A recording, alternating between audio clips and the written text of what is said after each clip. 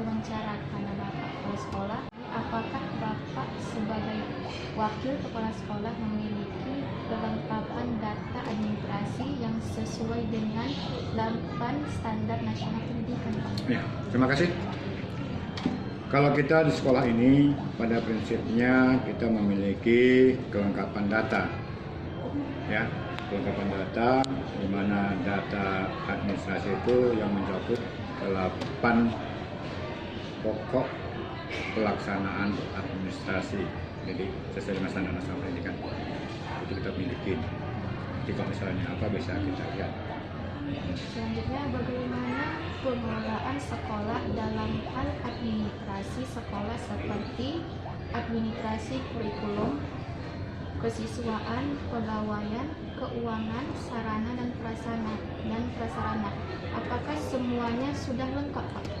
Ya, mengenai pengelolaan sekolah dalam administrasi itu sudah ada bidangnya, baik yaitu administrasi surat keluar, surat masuk, mutasi siswa, mutasi masuk, kemudian data dapodik siswa, dapodik guru dan sebagainya itu kita sudah berikan kepada orang pegawai yang sesuai dengan tupoksinya masing-masing.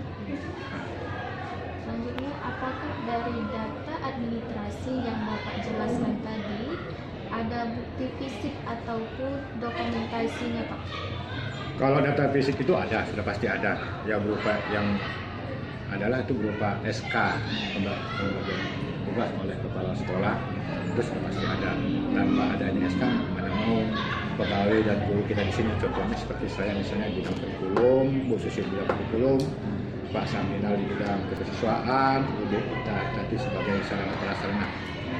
Nah, itu semuanya itu ada datanya lengkap dan tupoksinya masing-masing. Jadi data itu dibanding dengan kelengkapan SK. Itu saja. Selanjutnya, bagaimana dengan kelengkapan data administrasi pendidikan dan tenaga pendidik di sekolah ini, Pak? Apakah sudah lengkap? Tenaga administrasi di bidang kependidikan, ya, itu pegawai. Di pegawai itu ada namanya yang mengelola keuangan ada, yang mengelola mutu induk ada, yang mengelola administrasi ada. Sementara kalau kita di sini tenaga pendidik, tadi kan tenaga kependidikan ya kan, ini tenaga pendidik. Kita di sini ada namanya itu PKS kurikulum, PKS sarana prasarana dan PKS kesiswaan, dan dibantu oleh ketua-ketua MGP, guru mata pelajaran, itu semuanya ada datanya. Selanjutnya, administrasi apa saja yang harus dimiliki pendidik dan tenaga pendidik di sekolah ini, Pak? Kalau seperti ini, kalau untuk pendidik kita bilang administrasinya ya sudah jelas.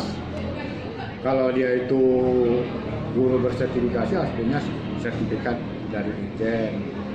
Kemudian guru itu harus memiliki perangkat pembelajaran, gitu kan? Yang semuanya itu dibarengi dengan bukti fisik. Ya kalau guru RPP harus ditampilkan. Sementara kalau di pegawai itu, nah kita yang kelasnya sudah profesional.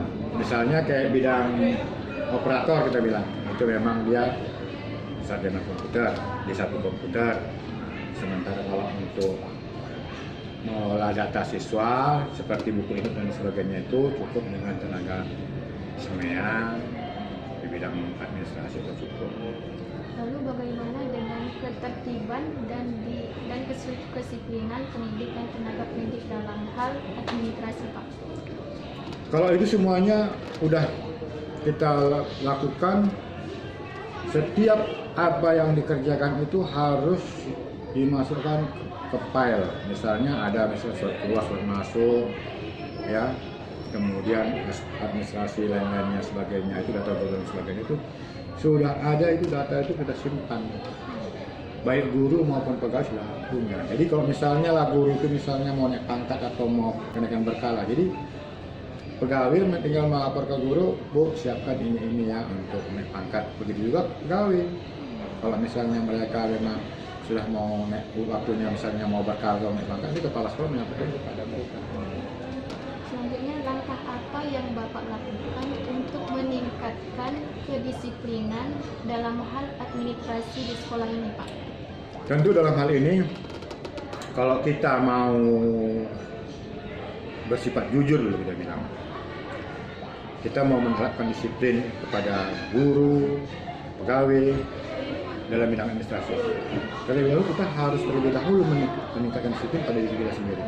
Jadi kita sudah benar-benar melaksanakan itu dengan baik, maka kepada guru dan pegawai itu harus kita perintahkan seperti itu. Jadi kita nggak mau kita itu guru tidak tertib administrasi, pegawai tidak tertib administrasi. Karena sudah jelas di sini setiap bulannya itu kita selalu dimonitor oleh pengawas bidang pendidikan. Yang mudah-mudahan sampai saat ini tidak ada kendala.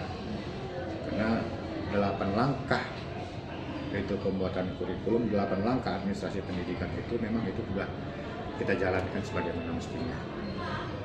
Baik Pak, terima kasih atas jawaban dari Bapak atas pertanyaan saya. Semoga apa yang Pak sampaikan ini bisa jadi motivasi juga, bisa lebih, kami pun bisa lebih kenal bahwasan sekolah ini lebih lengkap gitu. Terima kasih Pak. Yep.